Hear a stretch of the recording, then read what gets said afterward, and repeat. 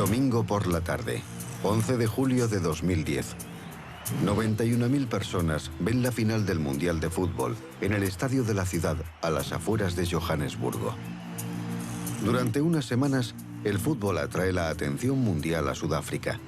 Pero aparte de los 10 estadios, ¿cómo es el resto de su país? Su paisaje, su historia, sus ciudades y su cultura.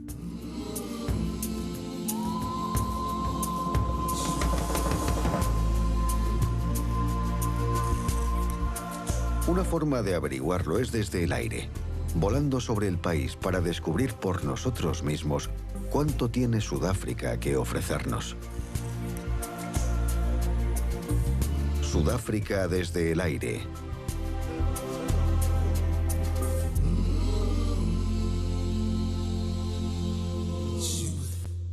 Sudáfrica se encuentra en el extremo meridional del continente africano, con una superficie de casi 1.300.000 kilómetros cuadrados y alrededor de 46 millones de habitantes que hablan 7 idiomas.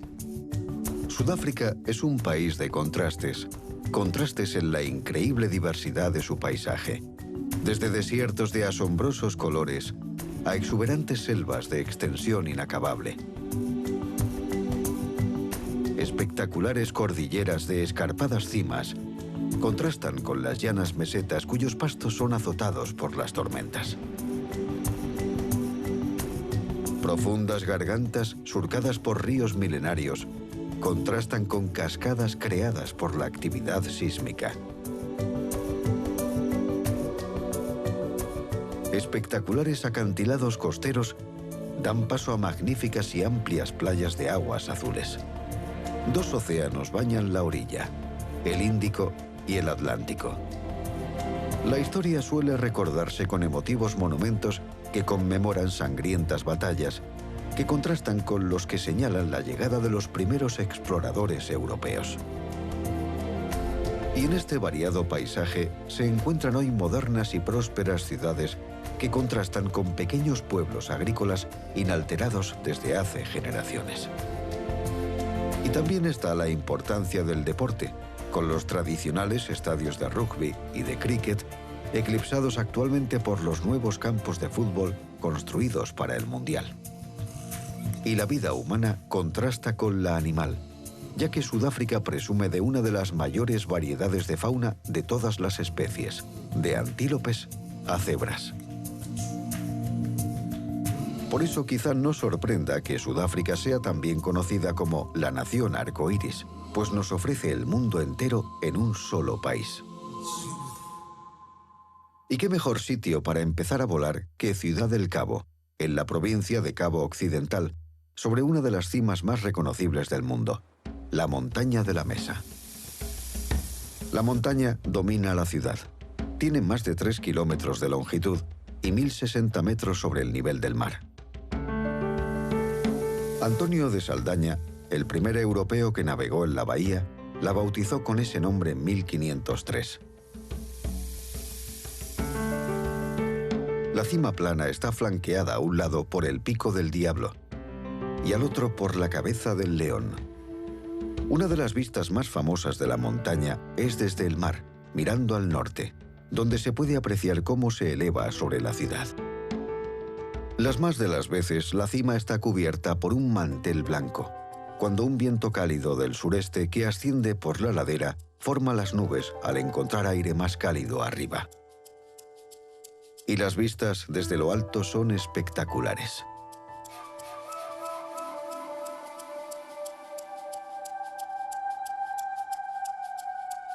Pero un teleférico lleva a la meseta a quienes prefieran el camino fácil.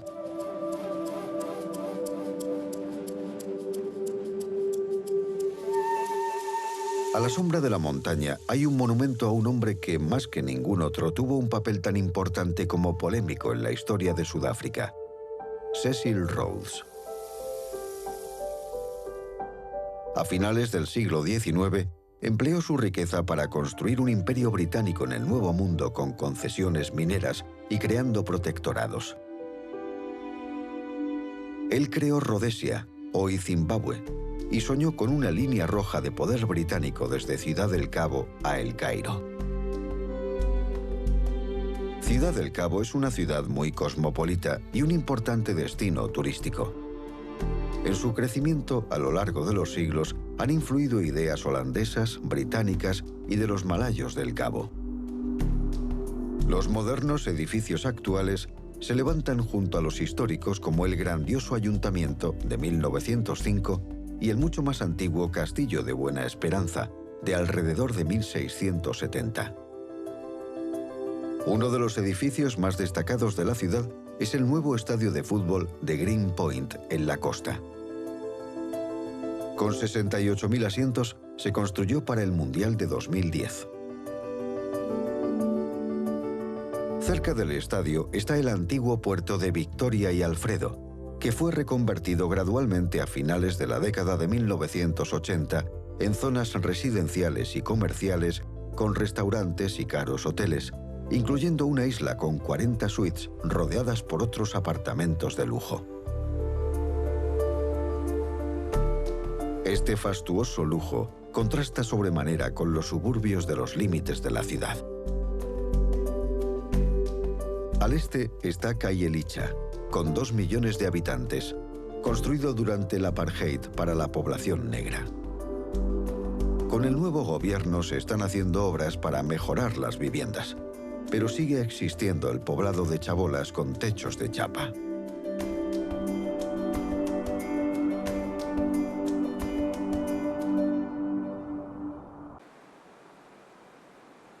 Una de las maravillas de Sudáfrica es su costa, que se extiende casi 2.900 kilómetros y presume de algunas de las playas más hermosas del mundo.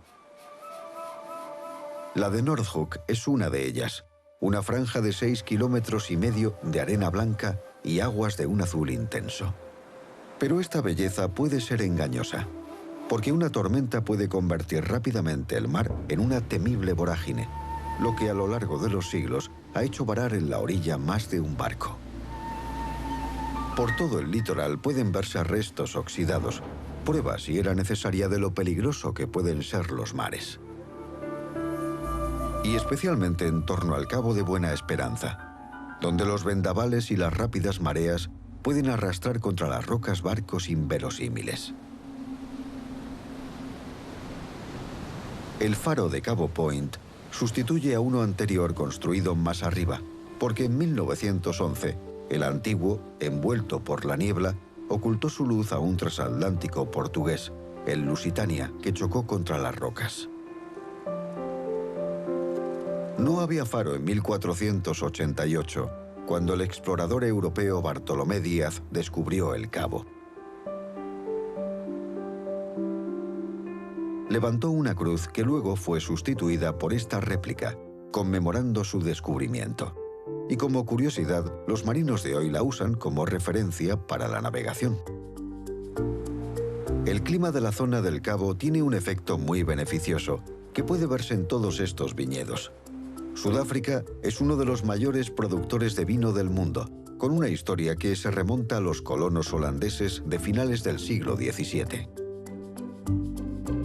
Estos son solo algunos de los caseríos hermosamente conservados que hay a la sombra de la montaña de la Mesa en Constantia. La principal zona para la industria vinícola del Cabo está al este de la ciudad, en Stellenbosch. Una de las mansiones más antiguas es la de Vosendal, cuya historia se remonta a 1685. La antigua casa solariega ha sido ampliada y reformada con el paso de los años. Lo que puede verse hoy data de 1812. Es hora de dirigirnos a la costa, a un lugar que últimamente se ha asociado con el avistamiento de ballenas, Germanus. En el siglo XIX, cuando se veían ballenas, los barcos zarpaban y empezaba la matanza. Hoy, cuando se divisan, son las cámaras las que les disparan. Desde la orilla pueden verse ballenas francas entre junio y diciembre, cuando se acercan a parir al resguardo de la bahía. Estas enormes criaturas, llenas de crustáceos, a menudo con crías, pueden verse cerca de la orilla dejándose llevar mansamente por la marea.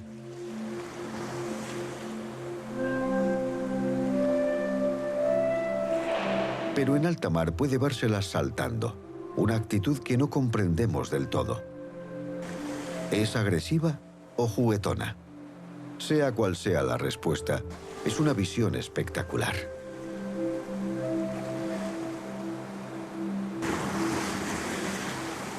Uno de los tramos de costa más célebres está entre Cabo Occidental y Cabo Oriental, y es conocido como la Ruta del Jardín.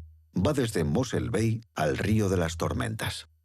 En 1780, un naturalista de visita observó que la naturaleza ha hecho una morada encantada de este hermoso lugar. Hay muchas características destacables que atraen a los visitantes, como un litoral espectacular, bañarse en la extensa playa de Nature's Valley, visitar una colonia de focas en la península de Rovers y ver cientos de leones marinos del Cabo. En invierno nacen las crías y podemos verlas jugar bajo la atenta mirada de sus padres.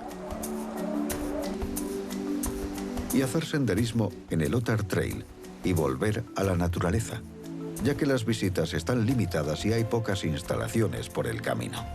Se recorre en 5 días y es uno de los senderos más populares del país. Es una experiencia dura, pero gratificante. Si queremos una actividad más tranquila, tenemos varios campos de golf en la Ruta del Jardín. Este es el complejo de Pinnacle Point. El césped de algunos de sus hoyos es realmente imprescindible.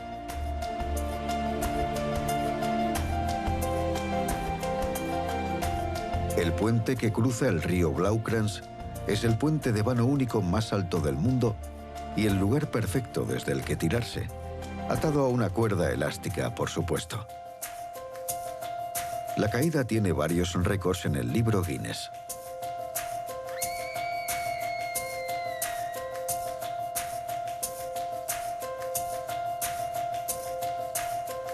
La Ruta del Jardín también es un lugar muy popular para vivir, y pueblos como Plettenberg se han convertido en grandes y prósperas ciudades turísticas.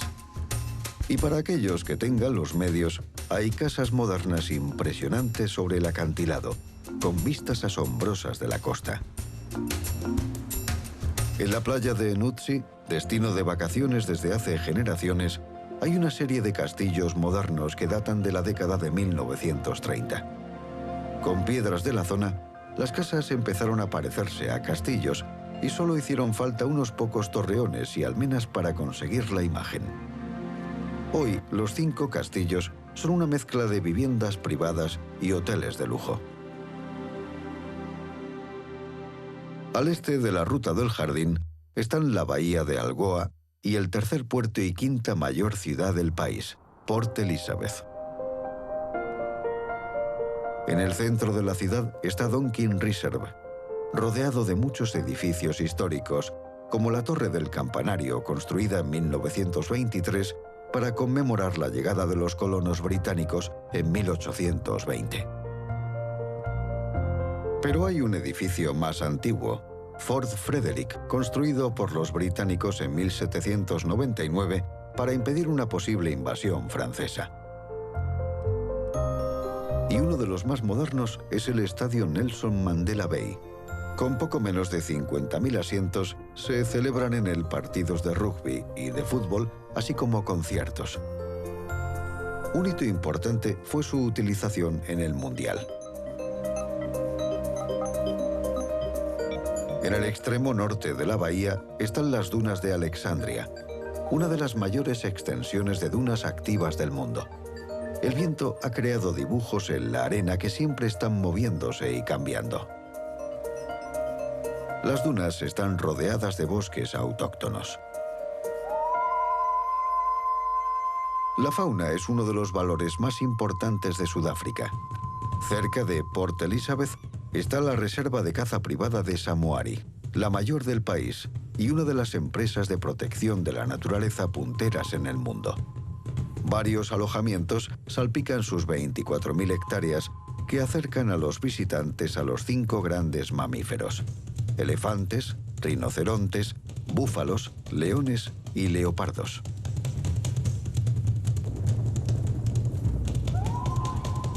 Casi todos son criaturas tímidas, y nuestro helicóptero hace que se escondan. Sin embargo, a estas cebras y estos ñus no parece preocuparles. El siguiente tramo del litoral quizás sea el más espectacular y hermoso: la costa salvaje.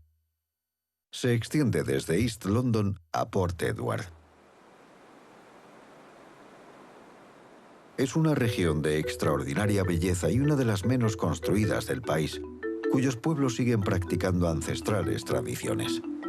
Gran parte de la tierra es propiedad de sus habitantes. Una de esas tradiciones es llevar el ganado a la playa. No hay pastos ni agua potable, pero como si fueran humanos, parece que les gusta relajarse, dormir y rumiar sin parar. Es algo que puede verse por toda la costa salvaje. Quizás el lugar más emblemático de la costa sea el agujero en la pared. El centro de este enorme acantilado, separado de tierra firme hace milenios, es de roca más blanda que se ha erosionado creando un orificio. Los habitantes de la zona lo llaman el lugar del trueno, porque cuando las olas rompen en su interior, el ruido es atronador y puede oírse a gran distancia. La erosión ha creado un lugar protegido y seguro para nadar, y es uno de los lugares más populares que visitar en la costa salvaje.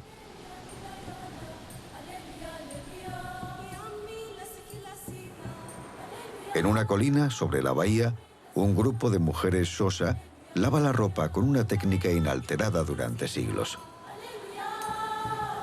Agua, un apropiado matorral y un viento cálido son todo lo que se necesita para una colada perfecta, siempre que no venga un helicóptero a molestar.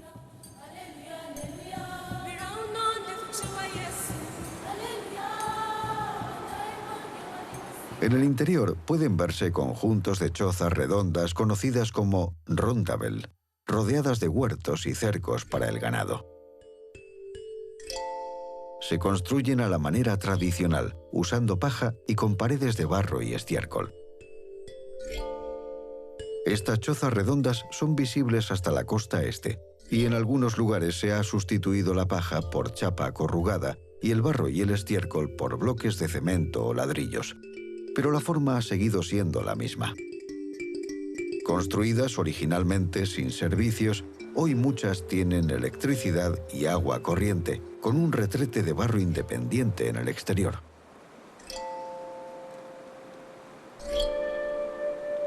Los ríos aportan la tan necesaria agua, además de ofrecer a los vecinos la oportunidad de bañarse y refrescarse.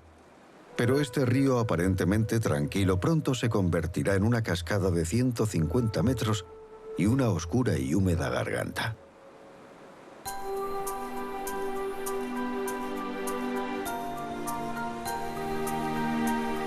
Esta es la catarata de Magua, creada por la actividad sísmica cuando el terreno se rasgó hace milenios, dando origen a esta impresionante garganta.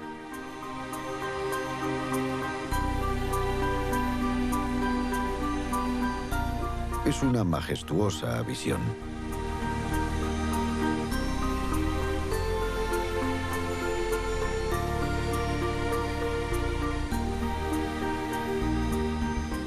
Igual de impresionante es esta excepcional cascada que cae directamente al mar. No hay muchas como esta en el mundo, pero en la costa salvaje podemos encontrar dos. Esta es Waterfall Bluff, donde el agua cae desde 60 metros de altura.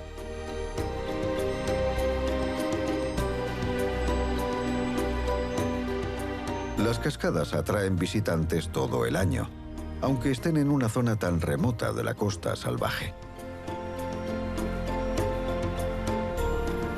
Otro motivo para visitar esta parte del litoral es ver las fantásticas formaciones rocosas, como la Catedral de Piedra. Se levanta en solitario y a lo largo de los siglos ha sido esculpida por el mar y el viento. Sin duda alguna tiene la apariencia de un enorme arbotante de una catedral medieval. En la frontera con KwaZulu-Natal La caña de azúcar ofrece los tan necesarios empleos en las zonas rurales. Y casi todo el azúcar del país procede de esta región.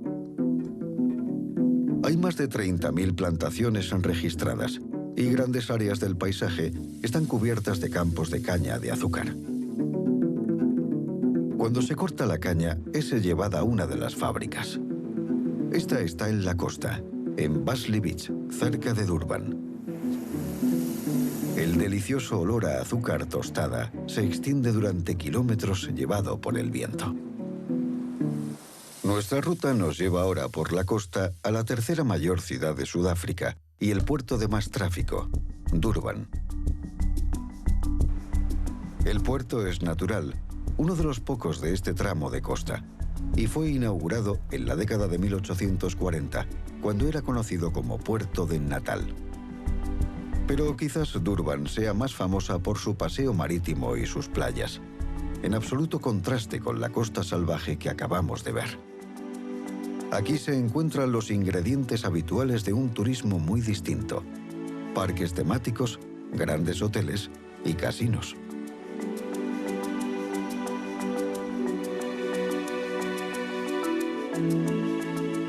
Durban también tiene un lugar en la historia mundial, con el estadio Moses Mabhida, que tiene hasta un funicular que lleva a los visitantes a lo más alto del arco, con vistas impresionantes de la ciudad y la costa.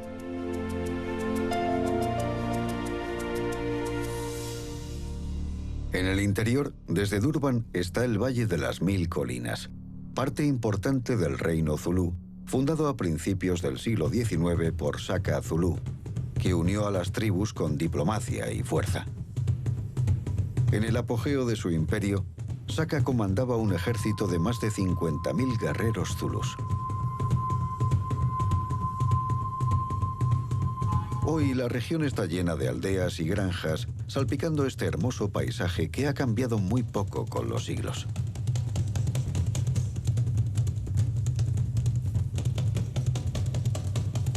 Y durante siglos, el río Umgeni se ha precipitado por la catarata de Houkik. El pueblo zulú la llama Kuanokasa, que significa lugar del alto.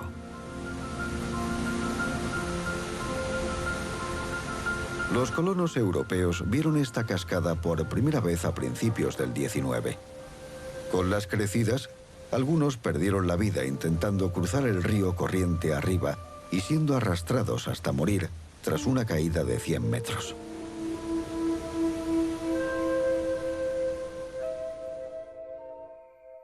Desde aquí, solo hay unos kilómetros hasta la cordillera más elevada de Sudáfrica, que se extiende un total de unos 960 kilómetros, los montes Drakensberg.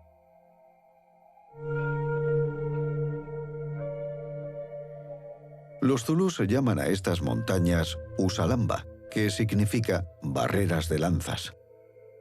En afrikáans, Drakensberg se traduce como montañas del dragón. La sección más espectacular de la cordillera está en la frontera con el pequeño reino de Lesoto, donde pueden encontrarse los picos y puntos de interés más famosos. Entre ellos hay espectaculares picos, profundos valles y excepcionales formaciones rocosas como el Diente del Diablo, y la montaña quizás más célebre de todas, el Pico Catedral. Desde el Hotel del Valle hay una clara vista hacia la cima. Sobrevolando el sendero hasta la cima, la subida no se llevará menos de 1 minuto. Así que relájense y disfruten del paseo.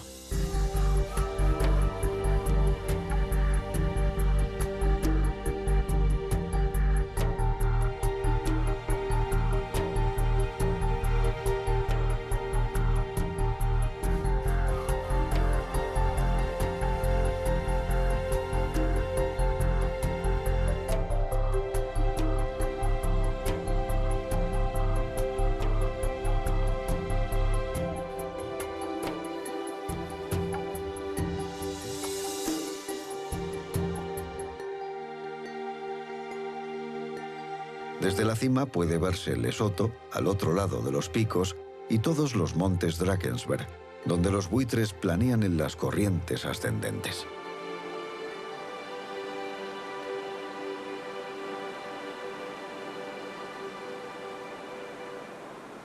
Al norte hay otra espectacular formación rocosa, el anfiteatro. Esta impactante maravilla natural es uno de los acantilados más impresionantes del mundo y se eleva sobre el Parque Nacional Real de Natal.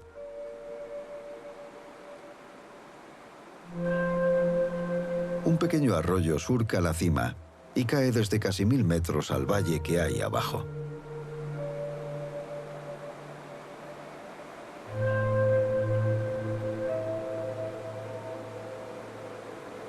Esto hace de la cascada de Túguela la segunda más alta del mundo, a solo 30 metros del Salto del Ángel, en Venezuela.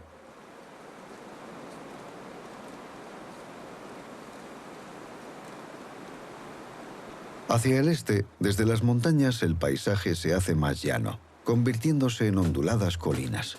Pero en estos campos de aspecto tranquilo se libraron cruentas batallas en el siglo XIX. Uno de los encuentros bélicos más famosos tuvo lugar aquí, en Rocks Drift, donde en 1879, 139 soldados británicos resistieron contra 4000 guerreros zulus durante 12 horas. Se entregaron 11 cruces Victoria al valor, el mayor número en cualquier batalla. El hospital donde se desarrolló gran parte de la acción sigue en pie con los almacenes, un monumento y un museo.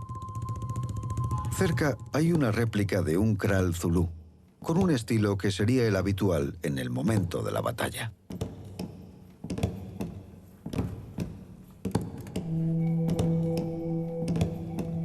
Los guerreros zulús llegaron a Rocks Drift procedentes de una batalla en la que infligieron la mayor derrota a un ejército colonial británico, la de Isanduana.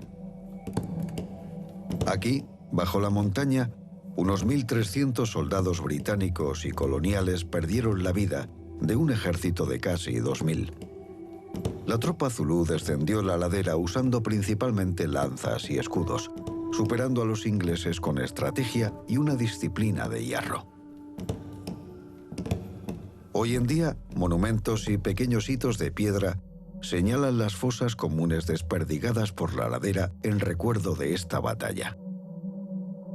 30 kilómetros al norte, 41 años antes, el resultado fue el contrario en la batalla del Río Sangriento, donde en 1838 los voortrekkers holandeses infligieron una aplastante derrota a los zulús. El río casi literalmente se volvió rojo. Los voortrekkers, unos 470 hombres, mujeres y niños, crearon un recinto protector con las carretas llamado lager. Se enfrentaron a más de 10.000 guerreros zulús que los atacaron al amanecer. Durante 2 horas resistieron 4 oleadas de zulús. Las mujeres y los niños recargaban los mosquetes. 3.000 zulús murieron, pero increíblemente, solo 3 pioneros fueron heridos leves. Estas carretas son de bronce fundido y se levantaron como monumento en 1971. El primer monumento en el campo de batalla fue este carro de granito de 1947. Y en 1998, en la otra orilla del río Sangriento, se inauguró un museo para conmemorar a los zulús caídos. La forma del edificio representa los flancos y el centro de la formación de batalla zulú. 240 kilómetros al norte, pasando la frontera con Suazilandia, se encuentra Nelspruit, en la región de Mpumalanga. Y aquí podemos ver otra sede del Mundial, el Estadio de Mbombela, con capacidad para algo más de 48.000 espectadores.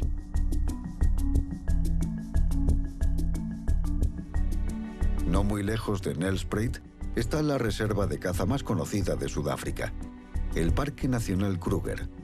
Las restricciones aéreas para sobrevolar el parque son muy estrictas y el aparato debe ir por encima de los 600 metros para provocar las menores molestias a la fauna. El parque es enorme, con unos 20.000 kilómetros cuadrados, la superficie casi exacta de Israel. Repartidos por el parque hay varios lugares de acampada. Este es el de Bergendal, el único en terreno abrupto y montañoso. Desde aquí pueden hacerse caminatas con guía, así como safaris para ver la fauna. Incluso desde 600 metros de altura puede verse un pequeño grupo de elefantes en su rutina diaria.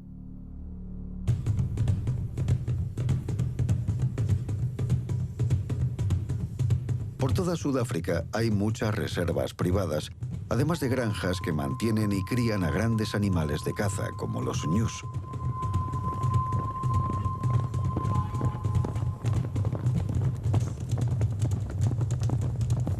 La carne de ñu se consume en todo el país, así como la del búfalo de agua.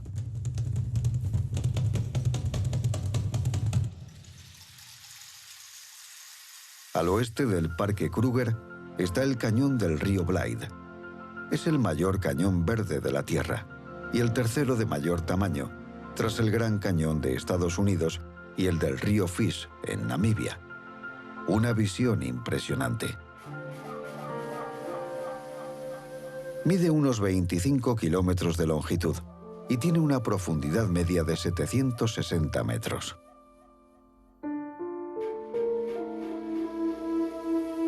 Las mejores vistas son desde los 3 rondabeles que dominan el cañón.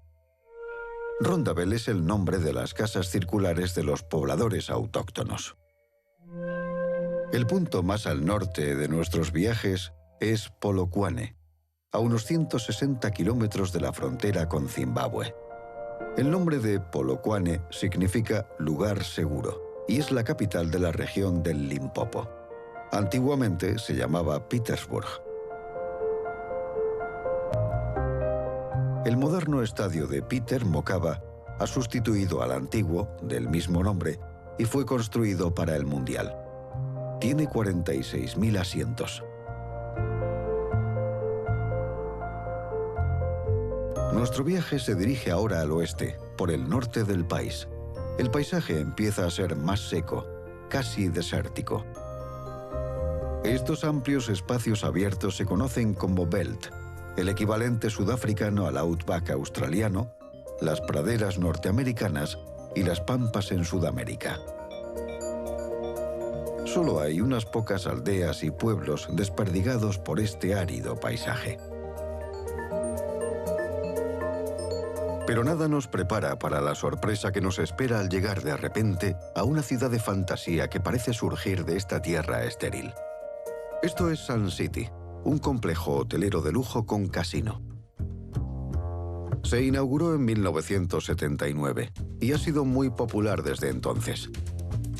Hay 4 hoteles, apartamentos en multipropiedad, 2 campos de golf de 18 hoyos, exóticas piscinas y montones de entretenimientos como esta piscina de olas artificiales.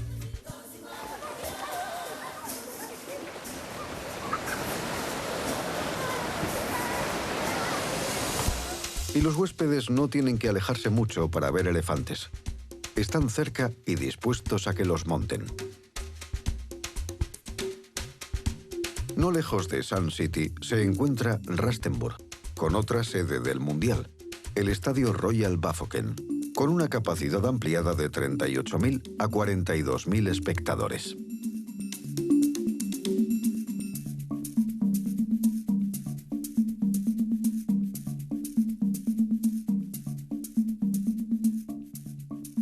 Desde Rustenburg hay poco más de 80 kilómetros hasta Pretoria, capital de Sudáfrica, y Johannesburgo, la mayor ciudad del país.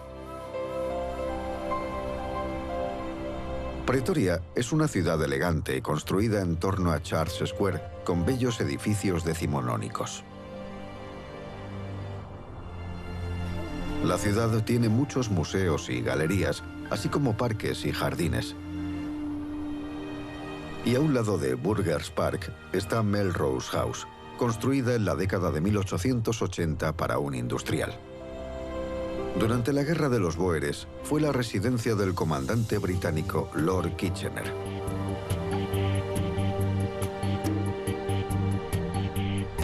Dominando la ciudad, al este, están los edificios de la Unión, sede del gobierno sudafricano. Se diseñaron en un estilo grandioso en 1910 para conmemorar la nueva Unión Sudafricana tras el fin de la Guerra de los Boeres. En estos escalones, Nelson Mandela fue proclamado presidente en 1994 y donde todos sus antecesores juraron el cargo.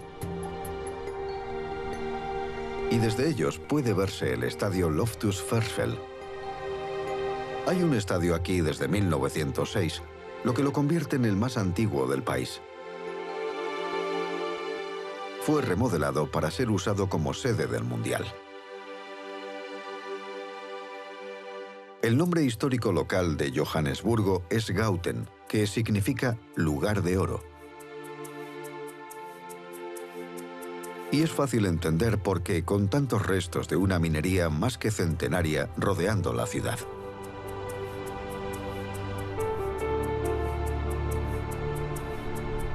Johannesburgo es el motor financiero y comercial del país, y modernos elegantes edificios no cesan de elevar su horizonte.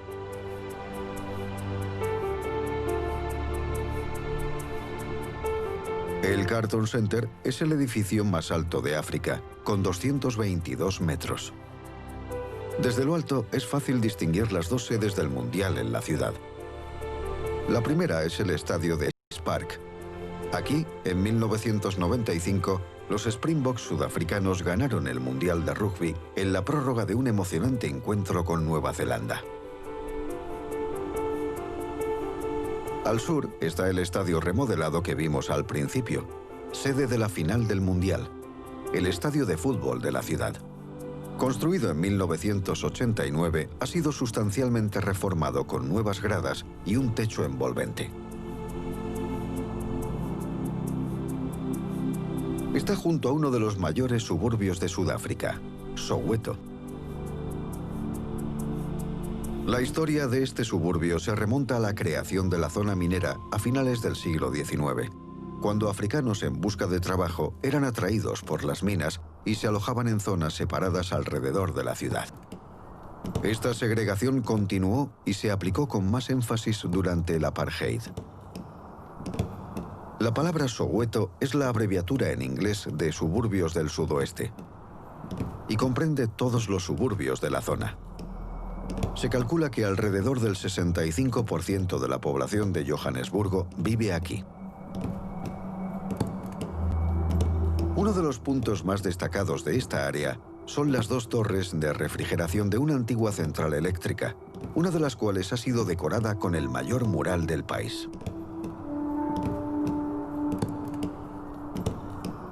Soweto atrajo las miradas del mundo en 1976, cuando se produjeron masivas protestas por las restricciones educativas del apartheid. 23 personas perdieron la vida cuando la policía abrió fuego, y el horror resonó por todo el mundo, ocasionando sanciones económicas contra Sudáfrica. Hoy, Soweto es un lugar muy diferente, y hay hasta visitas guiadas para los turistas. Sigue habiendo casas como cajas de cerillas, construidas durante el apartheid, pero se están levantando viviendas modernas más grandes y cómodas. Aunque siguen existiendo los antiguos poblados de chabolas de los más pobres, con pocos servicios y escaso saneamiento.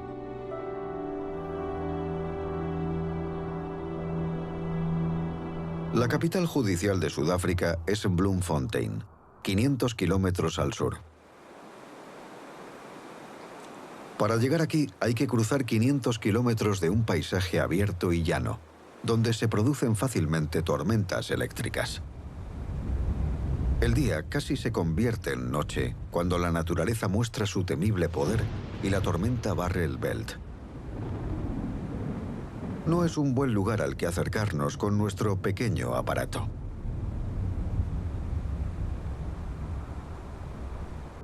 Bloemfontein fue la capital de la nueva república fundada por los afrikáneres en su conflicto con Gran Bretaña.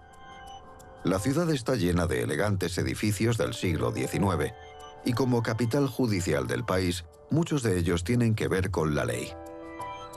La ciudad también cuenta con una sede del Mundial, el Estadio del Estado Libre, Se le añadió una segunda gradería para darle una capacidad de 40.000 espectadores, el mínimo exigido por la FIFA.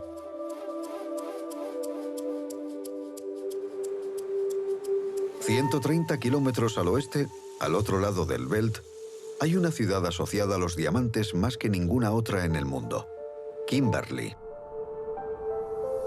En 1869 se descubrieron diamantes en la pared de barro de una pequeña casa del extremo oriental de la provincia occidental del Cabo. Este hallazgo provocó una fiebre del diamante y el nacimiento de Kimberley. Los buscadores acudieron a millares y se excavaron agujeros cada vez más profundos hasta que se abrieron enormes socavones en torno a la ciudad. El más conocido se llama sencillamente Gran Agujero. Aquí, los primeros 240 metros se excavaron a mano. Y hoy en día la profundidad es de 770, con otros 300 ocultos a la vista. En 1914 se habían extraído unos 23 millones de piedras, de los que se habían sacado diamantes equivalentes a 14 millones de quilates. Un quilate perfecto puede estar actualmente por los 17.500 euros, de modo que se extrajo mucho dinero de este gran agujero en solo 50 años. Volamos hacia el oeste desde Kimberley y el paisaje es cada vez más seco y desértico. Enormes fincas con kilómetros de alambradas recortan el terreno. Las largas pistas rectas de tierra son la única manera de comprobar las alambradas o la caza. En este paisaje abundan las avestruces y otros animales que corren libremente,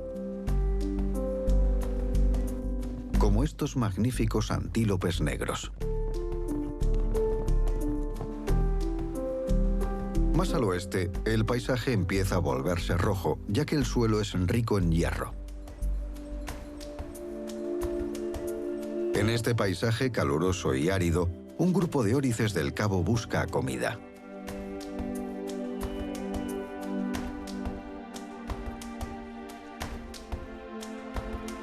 De repente, de este paisaje abrasador y vacío, aparece una ancha franja de verde a ambas orillas de un gran río. Es el río Orange, el más largo de Sudáfrica, con más de 2.100 kilómetros. Sorprendentemente, el río no cruza ninguna gran ciudad, pero cumple una importante función en la economía del país, aportando irrigación. Y aquí, en la provincia norte del Cabo, las orillas están flanqueadas de viñedos. Corriente abajo, al oeste de Upington, encontramos una de las vistas más espectaculares del país, y puede oírse antes de verse.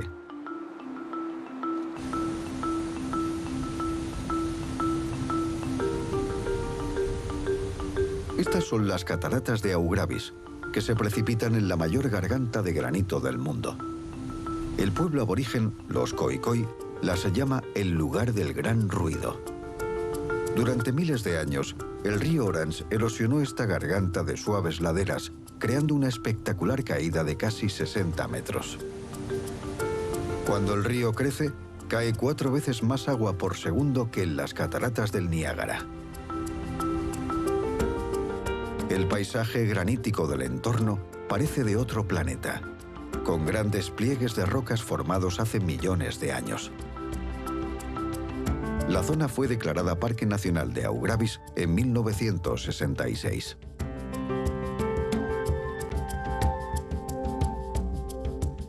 En este árido paisaje crece un árbol extraordinario, una especie de aloe originario de la provincia norte del Cabo, el aloe aljaba. En realidad es cada vez más escaso debido al cambio climático. El aloe aljaba recibe su nombre de una antigua costumbre del pueblo San, que vaciaba las ramas tubulares para hacer aljabas para sus flechas.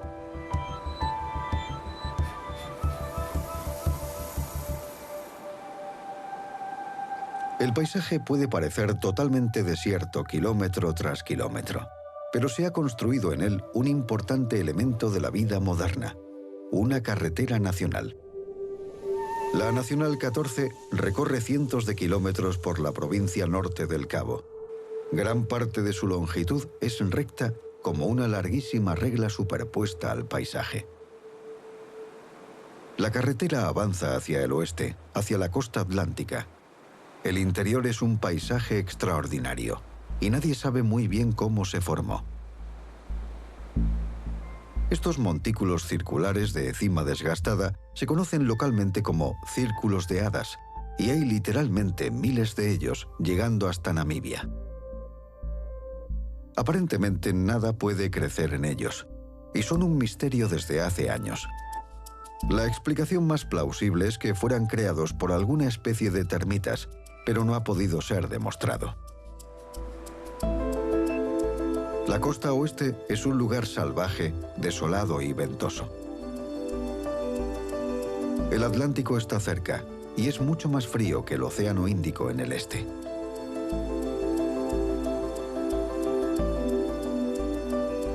La industria principal de la costa es la minería, los diamantes en concreto.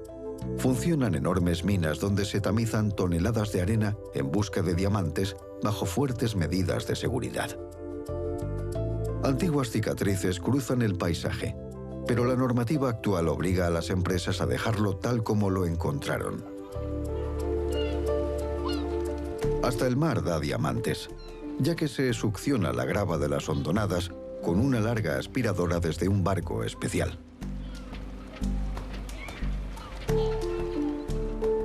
Al sur empiezan a aparecer casas y pequeños pueblos. Lambert's Bay es un lugar popular para los turistas, especialmente para los amantes del pescado, ya que sus restaurantes de la orilla ofrecen capturas frescas cada día. En el interior, desde Lambert's Bay, está Clan William, donde se encuentra una variedad de té que solo crece aquí. Aquí crece este arbusto rojo que es más conocido en todo el mundo con el nombre de rooibos. El pueblo San lo ha usado desde hace siglos como medicina vegetal.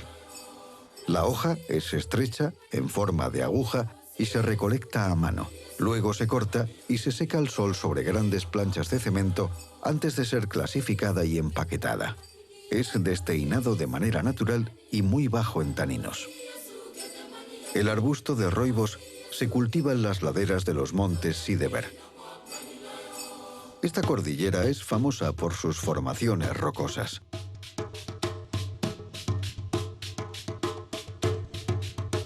Durante millones de años, el viento y el agua han tallado los montes Sideber, creando un paisaje mágico. Los pináculos y las fisuras crean castillos de fantasía, y las rocas rojizas parecen extrañas figuras congeladas.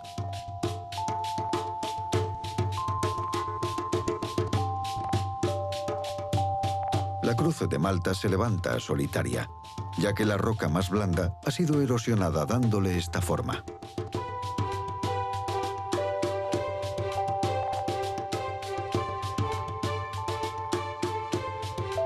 Entre las cimas está el arco de Wolfberg, cuyo centro, más blando, ha desaparecido, dejando esta espectacular formación.